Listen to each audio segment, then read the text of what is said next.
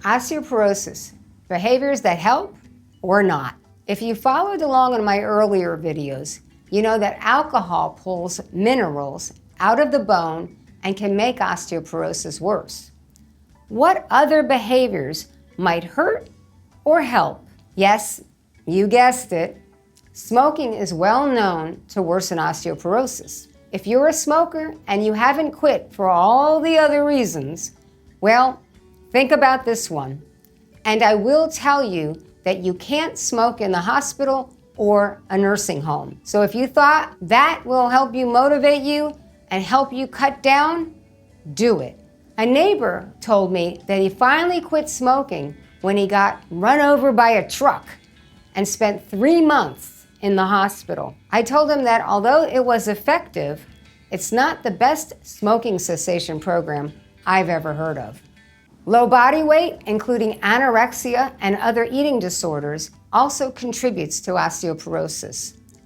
One of my friends when I was a youthful physician was the wife of a nursing home administrator. She was a lovely woman who was very thin. One of the last times that I saw her was when her husband called me from the emergency room to come do a visit on her. This was after she fell down and broke her pelvis.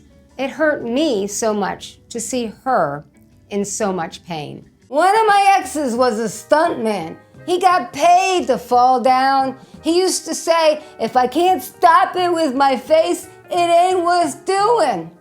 I stopped him with my divorce lawyer. And speaking of falls, statistics have shown that people who fall a lot break a lot.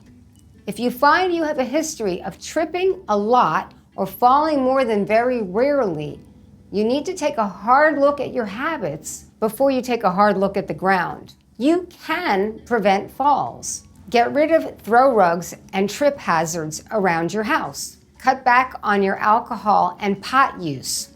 Yes, marijuana causes a lot of dizziness and falls in older folks. When Florida legalized medical marijuana, we turned those HOV lanes in the highways from high occupancy vehicle lanes into high old veterans lanes.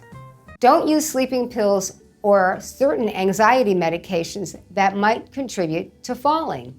Have your doctor or your pharmacist check if other medications are contributing to falls. Simple side effects include bloating, rash, or your head might fall off. You won't complain. Diuretics, those are water pills for high blood pressure and heart failure, are a big culprit because they cause people to rush to the bathroom too quickly. If your balance is off, see a physical therapist or start taking Tai Chi or yoga classes.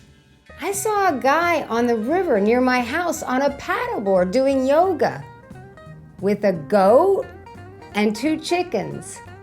I called it Noah's paddleboard. Here's a behavior that doctors almost never talk to patients about.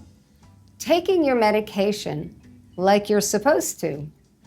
When I was in medical school, I read a study that looked at how often patients were actually filling their regular prescriptions.